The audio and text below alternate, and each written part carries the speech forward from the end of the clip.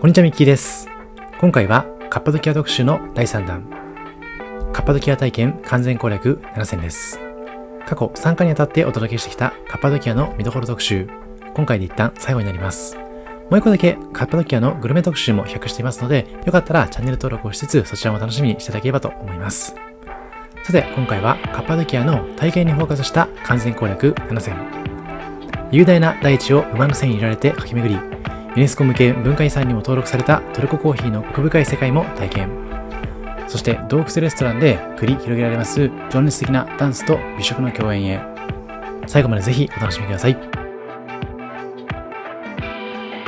このチャンネルではカフェ巡りなど日常を少し豊かにする情報をお届けします。少しでも応援してくださる方はチャンネル登録をして次の動画も見逃さないでください。ちなみに今回ご紹介するお店の Google マップ位置情報は本動画の概要欄から確認することができますので、実際にお店に訪問する際の参考としてご活用ください。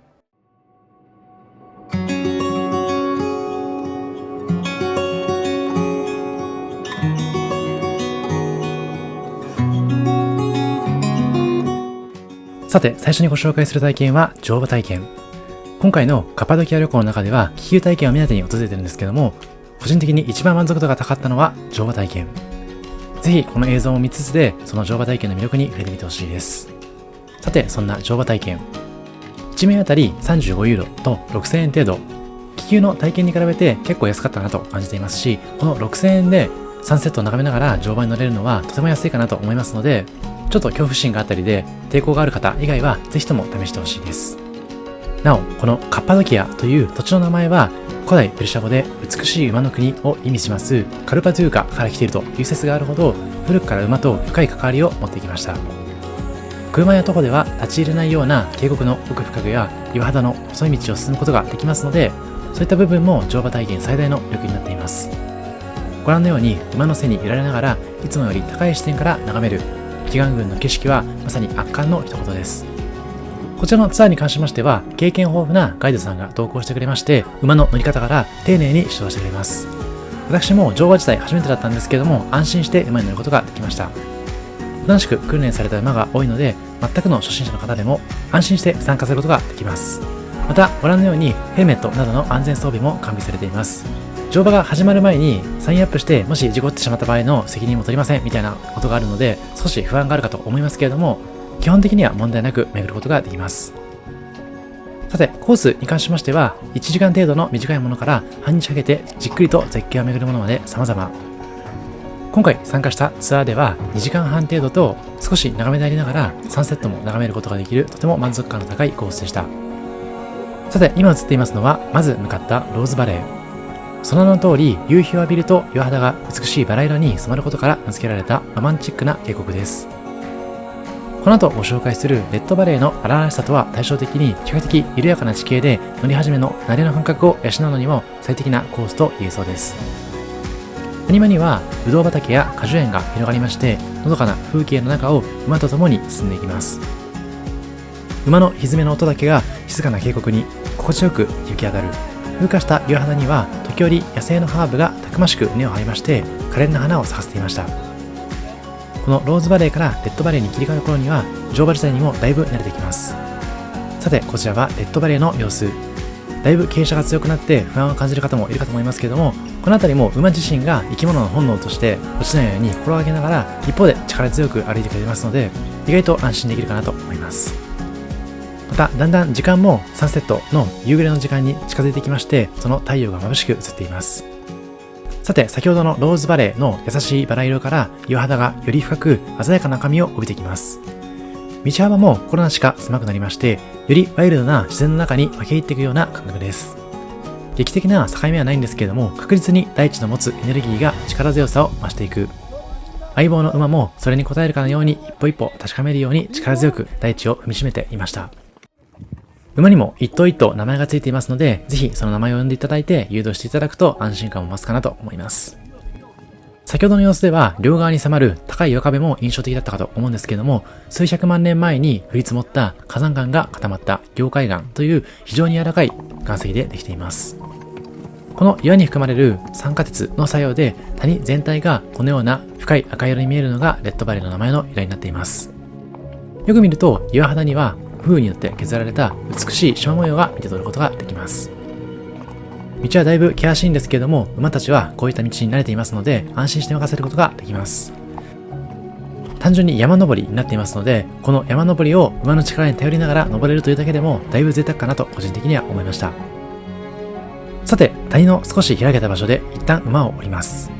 一見するとただの岩壁なんですけれども、この中に初期キリスト教徒たちが利用した小さな教会が隠されています。入り口は狭く見過ごしてしまいそうなんですけれども、一歩足を踏み入れますと外の広大な世界とは全く違う静かで神聖な空間も広がっています。こちらでお手洗いの休憩等もすることができますし、水分補給をすることもできます。さて、このエリアはハチュルキリセという十字架の教会。天井を見上げていただきますと、壁面にはかつてここを彩っていましたフレスコ画がわずかに残っているのもわかります。この赤色はこの地方で採れる土から作った天然の顔料。実はこの人里離れた険しい谷の奥に教会が作られたのにも理由があります。当時迫害を受けていたキリスト教徒たちが信仰を守るための隠れ家としてこういった場所を必要としていたからとのことです。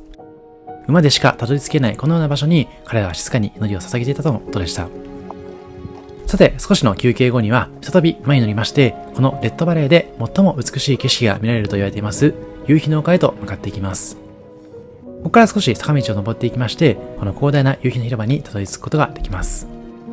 馬の力強さを感じながら尾根沿いの道を進んでいきますと、標高が上がるにつれて視界がどんどん開けていくのがわかります。これまでにも様々な景色を眺めていますけども、この山肌を見ながら眺めることができるこのサンセットの様子は本当に抜群でした。またガイドさんにもたくさんの写真だったりとか動画を撮っていただきましたので、旅の思い出としても抜群になりました。この後にもカッパドキアのサンセットポイントをご紹介するんですけども、やはりこのレッドバレーの景色は抜群でございますので、ぜひこの乗馬体験と合わせて楽しんでみてほしいです。遠くを眺めていただきますと、前々回の私の動画でご紹介しましたレッドツアーで見たようなローズバレーだったりとか内ヒサール城のシルエットを見ることもできます。そして太陽が地平線に近づくにつれて光の角度が変わりまして、義眼群の影も長く伸びていきます。谷の陰影がより深くなって地形の立体感が際立ってくる時間帯。そして太陽が沈む直前、赤い岩肌がまるで自ら光を放っているかのように一層鮮やかなシンクロに染まるような、そんな谷が最も美しく輝く瞬間、マジックアワーをご覧ください。ちなみにこちらの映像に関しましても、撮影の後にカラーグレーディング等をしながらその影だったりとか逆光の都合で見えなくならないように工夫していますので、実際の景色よりも少し劣ってるかもしれません。とは言ってもこれだけ美しいですし、やはり実際体験していただいてその抜群の景色を見てほしいなと思いますので、カッパドキアに訪問する方に関しましては気球だけでなくてこちらの馬の体験もしてみてほしいです。さて、そんな景色を眺めながら牧場への帰路へと進んでいきます。帰り道は先ほど冒頭でご紹介したローズバレーだったりとかの見慣れた景色にも戻っていきますので、ちょっと安心感も増していきます。行きとはまた違って周囲はだんだんと薄暗くなってきまして、穏やかで落ち着いた時間が流れていきます。そんな景色の移り変わりもとても美しいです。数時間の乗馬を通してこの乗らせていただいた馬との信頼関係も高まっていると思いますし、なんとなく愛着も湧いているかと思います。そんなカッパドキアの自然を感じながら馬に乗りながら生活しているこの現地の人々たちの感覚も味わうことができるというところもとてもおすすめなポイントです。ぜひ皆さんもこの体験を味わってみてほしいなと思います。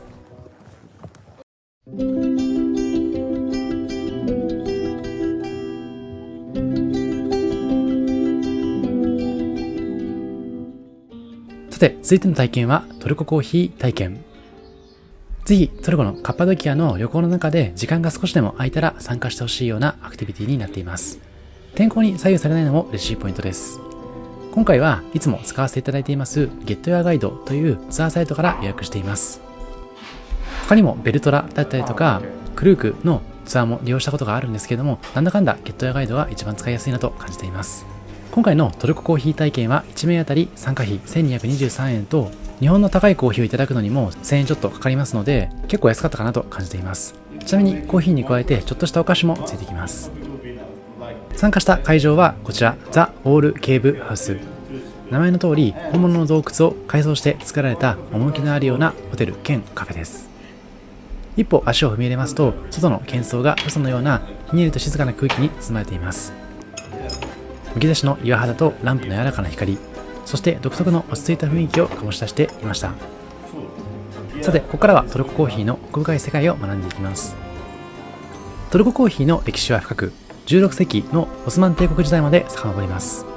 その独特な文化は2013年にユネスコの無形文化遺産にも登録されていまして、トルコの人々にとって非常に大切な存在です。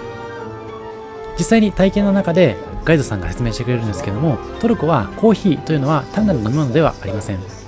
人々が集い語り合うための大切なコミュニケーションのための道具として知られています。さて、ここからは実際に入れている様子を眺めながらご紹介していきます。トルココーヒーを入れるにはこちらジェズベと呼ばれます専用の小さな鍋を使っていきます。豆は小麦粉にも見えるほどのすごく細かい引きのものを使用していきます。先ほどちらっと映していたんですけども、ジェズベにカップ1杯分のお湯とティースプーンにヤンモリ1杯のコーヒー粉を入れていきます。またお好みに合わせて砂糖を加えていきまして、その量で甘さを調整することができます。入れる上で特に重要なポイントは、決して沸騰させず弱火でゆっくりと加熱していくこと。このように砂の表層からぐるぐる回しながらどんどん熱を伝えていきます。一杯のコーヒーにも40年の思い出ということわざがあるほど、一杯のコーヒーで交わされるおもてなしの会話、そしてこうやってじっくりと入れていく様子なんかも、このトルコのコーヒー文化の象徴なのかもしれません。もともとカフェチャンネルとしてこのチャンネルを始めていまして、なんとなくお気づきの方もいるかもしれませんけれども、オーストラリアだったりとかベトナム、他にはエスプレッソ発祥のイタリアだったり、結構コーヒー好きにたまらないような空間ばっかご紹介してるんですけども、やはりトルココーヒーもその中でも外せないような体験になったかなと思っています。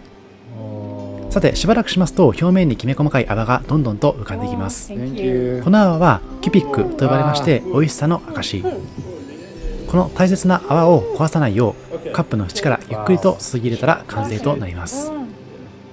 そして入れたてのトルココーヒーはまず1分ほど置き、カップの底にコーヒーの粉が沈殿するのを待ちます。そしてかき混ぜずに上澄みだけをゆっくりと味わうのが正しい作法です。一緒に提供されます甘いお菓子ロクムと一緒にその濃厚なコーヒーの味を一層引き立ててくれますので、ぜひそんな味わいも感じてみてほしいです。さて、そんなおもてなしの心を伝える飲み物トルココーヒーですけれども、実は人生で一度だけ全く違う意味を持つ一杯が存在します。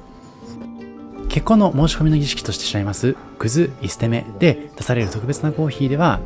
花嫁候補が砂糖の代わりにたっぷりの塩を入れてご提供、花婿候補はそのしょっぱいコーヒーを顔色変えずに最後まで飲み干すことができれば、その愛の深さと忍耐強さを示すとのことです。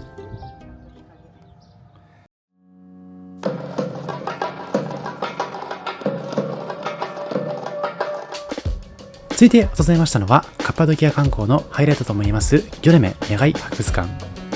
以前にご紹介したレッドツアーの中でゼルベ野外博物館もご紹介してますので、もしそちらを訪問した方はあえて訪れる必要はないかもしれません。割と中心部から歩いてたどり着くことができまして、結構体力も使いました。一方でタクシーとか使うには少し近かったりしますので、結構難しい判断だなと思っています。入場料も意外と高く、約3500円程度。見どころと言いますと、レッドツアーの中で結構体験できましたので、それほど個人的には満足度が高いというほどではなかったと思います。とはいえ、どのツアーガイドにも載るような有名スポットになっていますので、やはりせっかく来たからには訪れておきたいという方に関しましては、訪れてみるのがいいかもしれません。また、結構撮影禁止な場所も多くて注意されている方も多かったです。なので映像も限られてるんですけども、もし興味がある方は実際に訪問していただいて、その魅力ある景色を眺めてほしいなと思います。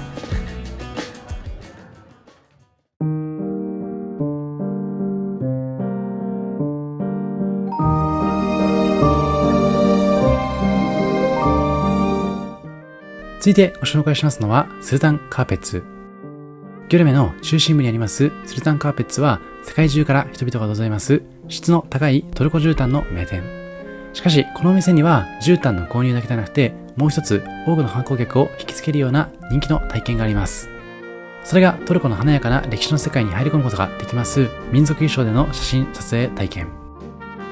体験料金はおよそ25ユーロ、約4300円で体験ができまして、30分間の時間の中でこの素敵な空間の中で写真を撮ることができます。さて、この撮影体験コーナーに足を踏み入れますと、色とりどりの豪華な衣装がずらりと並んでいます。男性用にはオスマン帝国のスルタンがまとうような威厳のあるカフタンというものが用意されていまして、女性用には金糸や銀糸で精巧な刺繍が施されました皇妃や宮殿の女性たちのドレスが数多く揃えられています。生地はベルベットやシルクなどが使われまして非常に高級感があります。さらにきらびやかなターバンや頭飾り、宝飾品のレプリカといった小物も豊富に揃っていまして、頭のてっぺんからつま先まで衣装を楽しむことができます。さて、ここでこの体験のシステムについてご紹介します。まず、撮影体験は時間制。今回は30分で訪れています。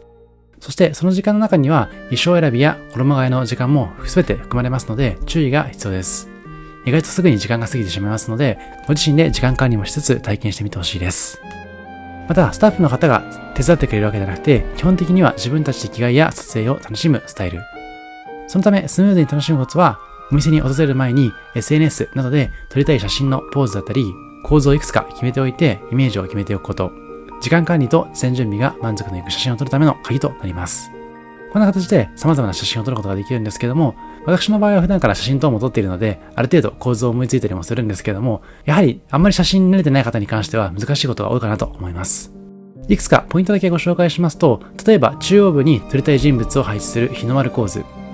個人的なおすすめとしましては、スマートフォンの設定で9分割されるグリッド線を仕組んでおいていただきますと、写真を撮る際のハードルも少し下がるかなと思います。ぜひ写真撮影のコツなども YouTube 等で調べていただくと満足感たっぷりかなと思います。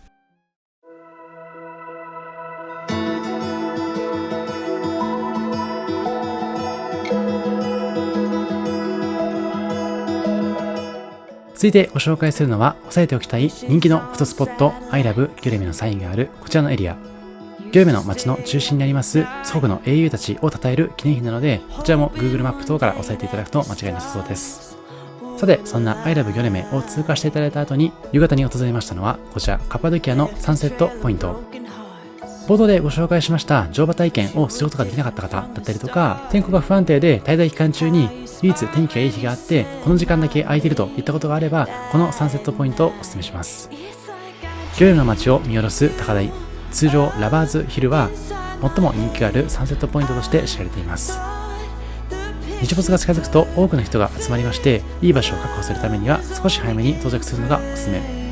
とはいっても、先日私が公開したような函館編の動画のように日本ほどこういった有名スポットであっても混雑することがないので、あまり早く訪れすぎなくてもしっかりと場所を確保することができそうです。そういった混雑回避といった点でもカッパドキアで結構おすすめかなと思っています。太陽が傾くにつれて期間の影が長く伸びまして、渓谷の立体感が一層際立ってくるのが特徴的。そして太陽が地平線に沈んだ後が本当のハイライトマジックアワーです。一方でカッパドキアのサンセットポイントから帰り道にこんな形で太陽の差し込む加減がとても美しいような情景も眺めることができましたので、意外とこの見た後にカッパドキアの街並みの中で写真を撮ったりするのもおすすめかもしれません。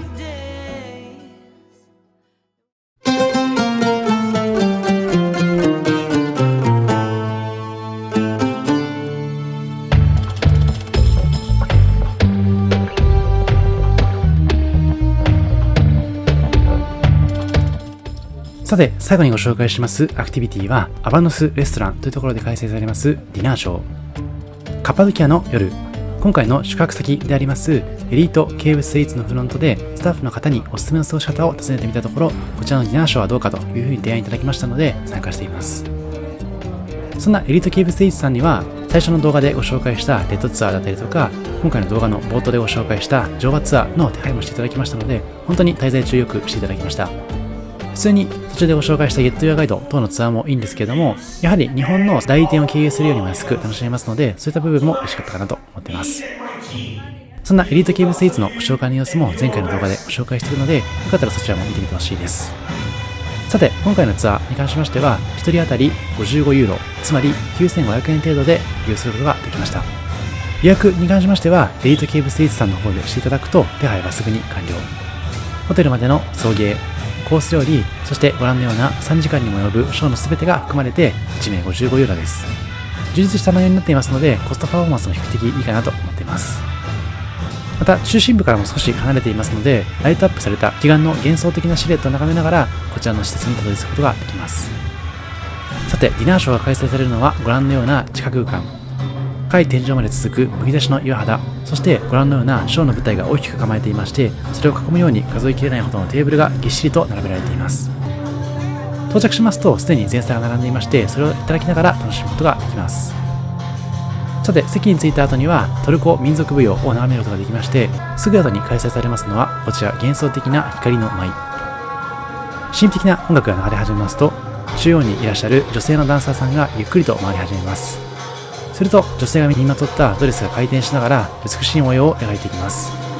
最初はご覧のような光の空間で回転しながら移り変わっていくようなその衣装の姿に魅了されるんですけども、いつまでも目が回らずにこうやって回転し続けること自体すごく高い技術だなと感じています。また視界が遮られても回転してもバランス崩さない、そんなところもダンス等をやったことがある方にとってはその凄さを分かるかなと思います。そしてこのショーのハイライトとしても有名なのがこの光の様子。ステージが暗転しても変わらず回転し続けまして、この音楽に合わせて刻一刻と変化していくようなライトの様子も幻想的な空間になっています。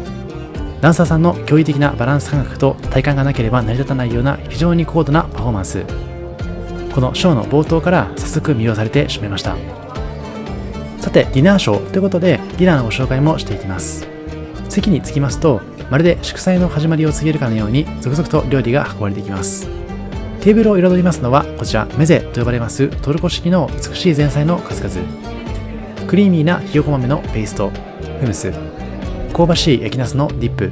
ヨーグルトとハーブの和え物など、どれから手をつけるか迷ってしまうほどの種類とボリュームでした。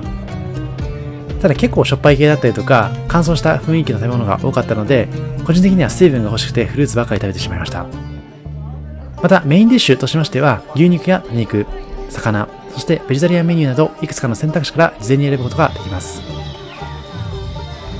もちろんドリンクもオーダーしながらこういったワインだったりとか様々なアルコール、そしてソフトドリンクをいただくことができます。また付け合わせとしましてはトルコの多くのレストランと同じくパンを添えていただくことができますので、ボリュームとしては間違いなくたっぷりだなと思います。今回メイン料理でいただきましたのはカッパドキア名物として知られますテスティケバブと、もう一つは焼き魚。さて、こちらテスティケバブをお皿に開けた様子。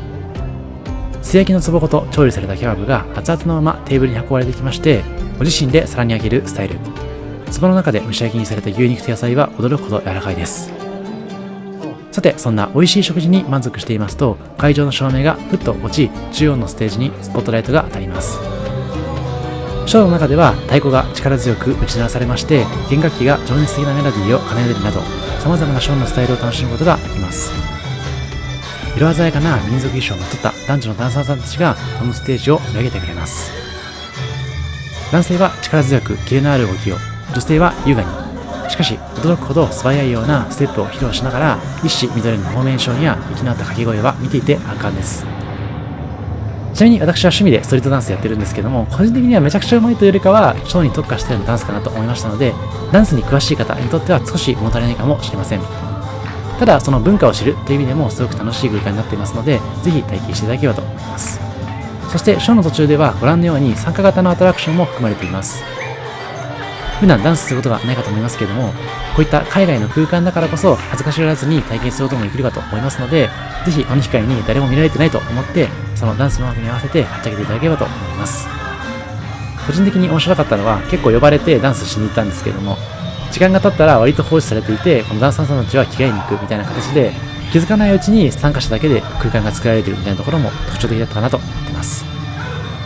もちろん最初は戸惑っている方も多かったんですけども、この陽気な音楽と雰囲気に乗せられて空間作りがなされていくような様子も、カッパドキアの滞在の最後の方だったからこそより楽しく感じることができました。さて、今はこのダンサーさんたちのダンスを映しているんですけども、終盤にはご覧のようなちょっと特殊なステージもありました。トルコの伝統的な結婚式をテーマにしたような物語仕立ての楽しいダンス。花婿役のダンサーさんたちが花嫁役の美しいダンサーさんに求婚するようなコミカルな寸劇が繰り広げられまして、会場は笑いと手拍子に包まれます。これが本当のプロポーズだったのか演出だったのかは個人的にはわからないんですけども、そんな結婚式の伝統を披露するような文化体験もできますので、ここも一つのハイライトなのかもしれません。またこの伝統的な結婚式をテーマとしたダンスの後にも場面が変わって様々な方が参加したりもしていたので、そのシーンごとに様々な方が入り混じってダンスするみたいなところがこのディナーショーの楽しみ方の一つなのかもしれません。そして最終盤はベリーダンス。きらびやかな衣装を身にまとった女性たちがしなやかに体を動かし始め、また違った雰囲気のダンスが披露されます。おそらくメインダンサーさんと言えるようなこちらの方はベリーダンスに特化した動きをしてくれるようだったので、その技術は結構すごいのかもしれません。またこのベリーダンスの中盤以降も観客の方から有志で何名か参加しまして、そのベリーダンス対決みたいなのがあって、それも結構面白かったです。個人的に印象的だったのは、ちっちゃい女の子がベリーダンスを披露してたんですけども、もしかしたらベリーダンスの経験がある子だったのかもしれなくて、結構上手でした。そしてショーもフィナーレ、こんな形で最後にトルコの国旗を掲げてそのショーを締めくくってくれます。一つ一つがプロフェッショナルというよりかは、トルコのいろんな要素を取り入れたこのディナーショー、料理もしっかり満足感たっぷりなので、ぜひこちらも時間があれば参加してみてほしいです。さて、カッパドキア体験完全攻略7選はここまで。アフタートークでは今回のテーマにちなんで、あなたのおすすめ体験を教えていただければと思います。今回カッパドキア旅行の中で3つの動画に分けていろいろとご紹介してきました。最初の動画ではレッドツアーのご紹介して、前回の動画ではエリートケーブスイーツというホテルとカッパドキアの気球体験をご紹介しました。そして3つ目の今回の動画では乗馬体験を中心に様々な体験を7つご紹介してきました。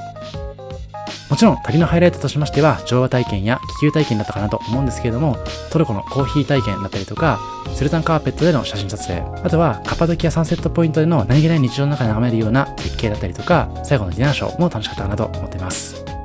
ぜひ皆さんのカッパドキア旅行の参考にしていただければと思います。さて、ここからはアフタートーク。あなたのおすすめ体験を教えてくださいというテーマです。今回のカッパドキア旅行の中では、個人的にはやはり乗馬体験と気球体験が極上でした。